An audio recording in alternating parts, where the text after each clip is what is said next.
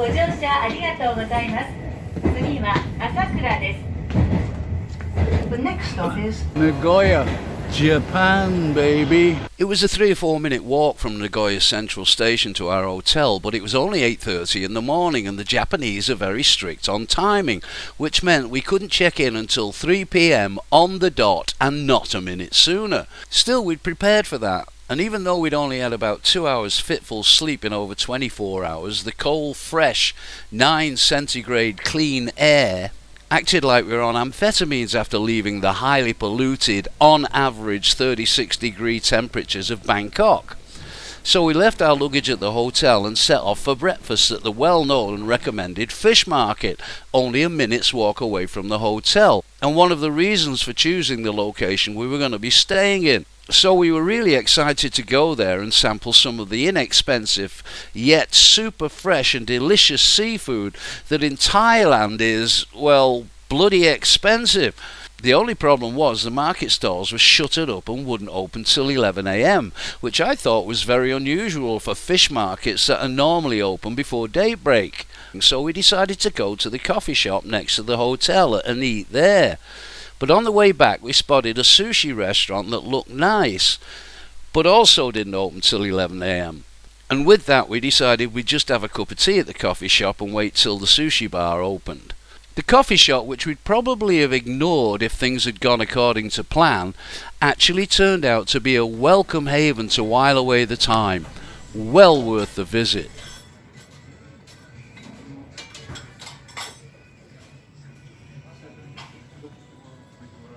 But our minds were set on an early lunch at the sushi restaurant across the road. The outside menu looked great, the inside was intimate and inviting, and the staff were very friendly and helpful. But we had read that the chef could be a bit offhand, which seemed to be confirmed when I was filming him, and he sternly told me in English to sit down in a manner that made me feel like a kid being told off by a teacher. You can find out more about the chef in an upcoming video where I actually got to talk to him. The food preparation was professionally handled with care and attention by the chef as the orders came in. And it all looked great, and I couldn't wait to taste my own personal favourite, uni.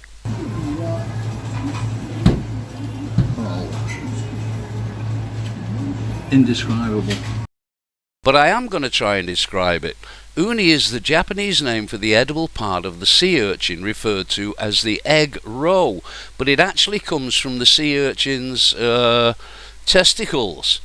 It has a creamy consistency and a slightly sweet and buttery flavour that some people love and, for obvious reasons I guess, others don't.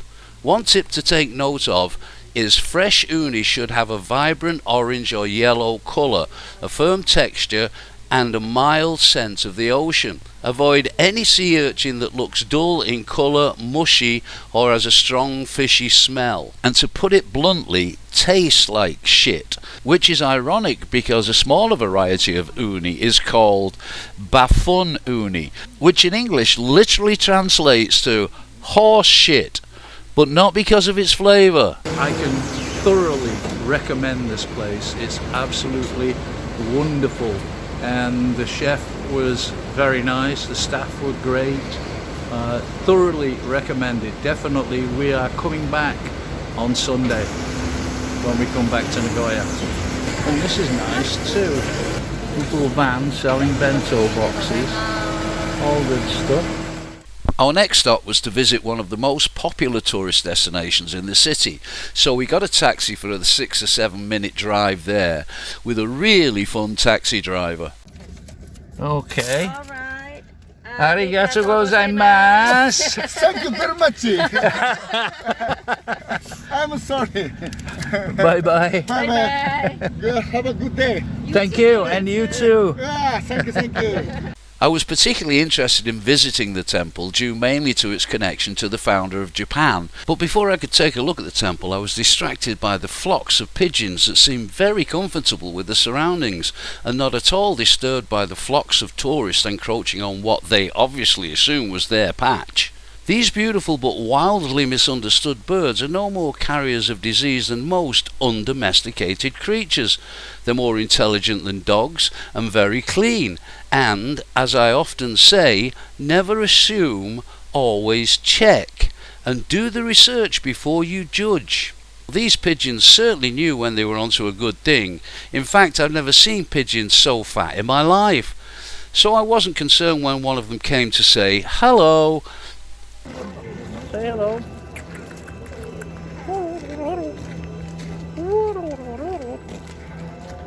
What? What's your problem? Look at the hole. Oi. Aha, Jim lad.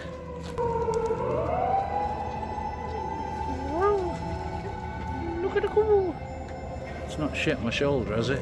Where was I? Oh yeah.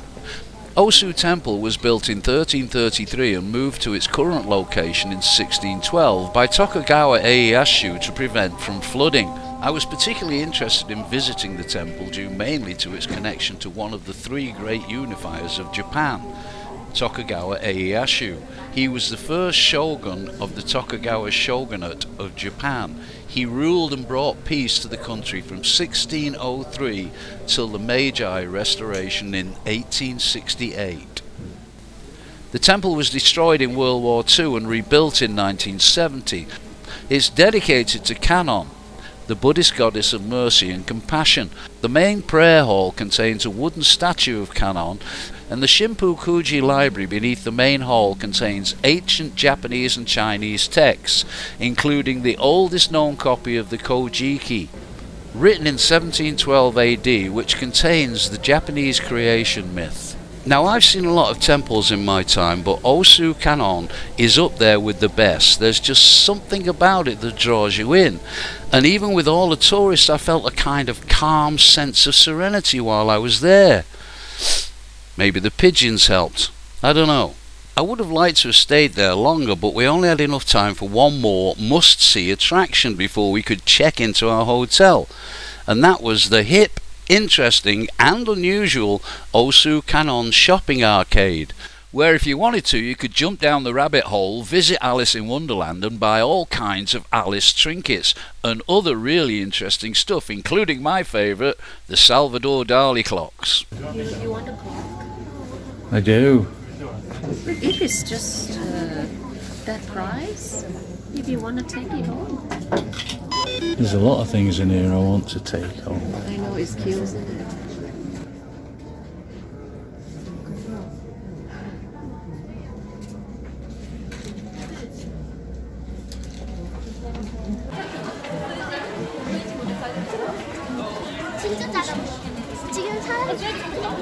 I'm late. They even have a retro store where you can buy the kind of clothes I wore back in the 70s. Get lots of unusual souvenirs and bits and bats you don't see everywhere. Personally, I'm not a shopping arcade kind of person, but I really enjoyed this one very much. But we were glad to finally be checking into our hotel room. In fact, I was so worn out that I just crashed and didn't even film the room. But here's a couple of pics of the room we stayed in and a composite of some of the reviews by other guests. But at least I did remember to film the bathroom, which was nice. But be warned, the toilet paper was so thin you could see through it. Once we were ready, we set off for our first stop on what was going to be a very full evening. And this is what it looks like in the evening. Nice. Looks like Christmas, but it's actually February. Lovely. We were walking the wrong way, so we had to come back, and we're walking in unknown territory now. We'll try down here. I'll recognise it when I see it's there on the left. Wow. Yeah. It's only a small place. It said it's a house bar, which means it was once a house. You know. So there it is. Y Market Brewery. Looks interesting. We'll see. There's the brewery. So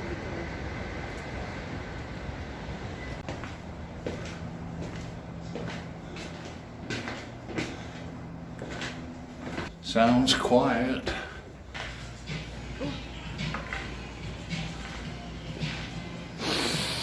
Oh, it smells good.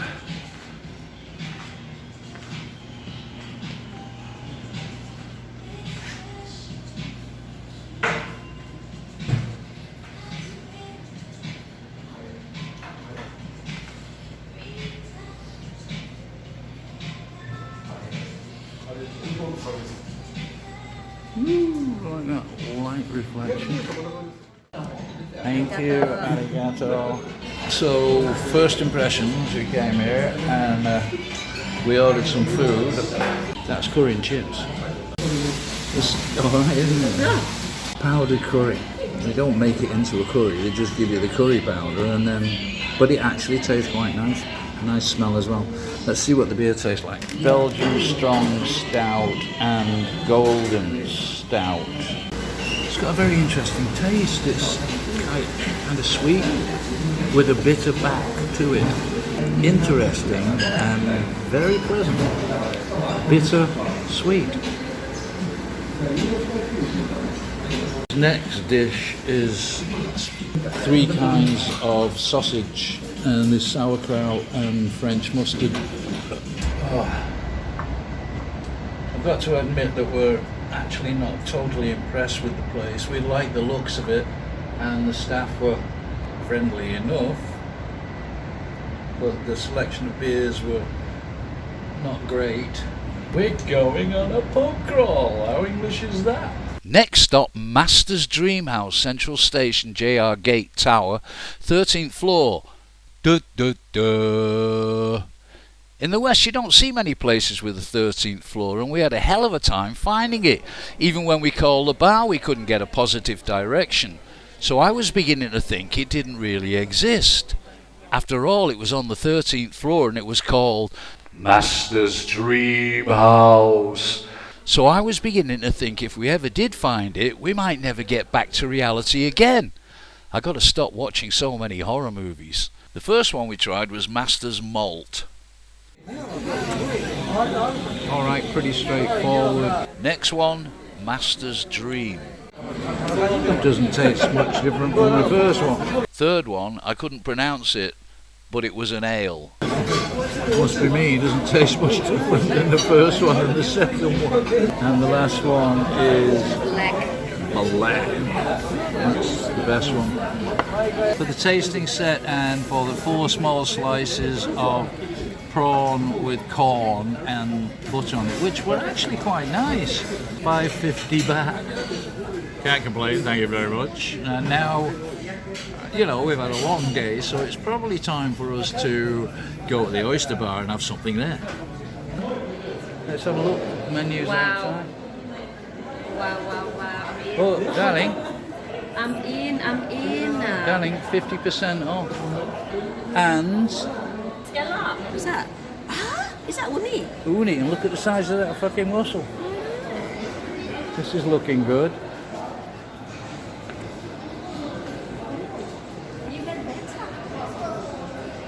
You want champagne?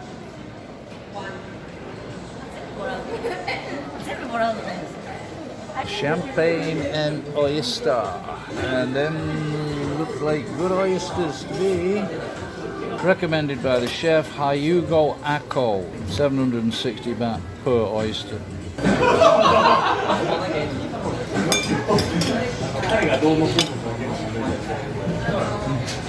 Full-bodied, tasty, chewy.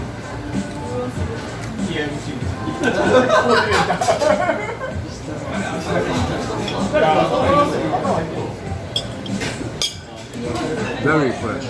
Like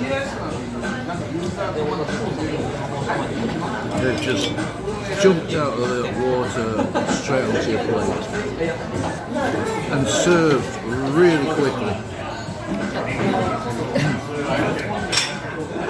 And prepared so you don't have to get the knife and separate it from the shell.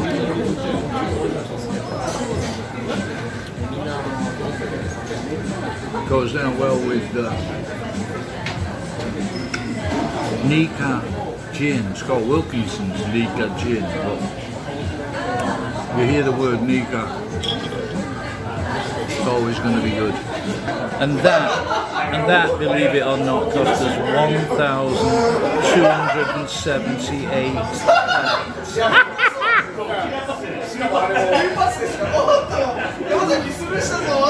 On the way home, we stopped to get a nightcap and drank the sake we'd just bought as we enjoyed watching the thick mist descending over the nearby high-rise and reflecting on our fantastic day. The next morning I thought I was suffering from post-fun depression, but it was an omen of something worse to come.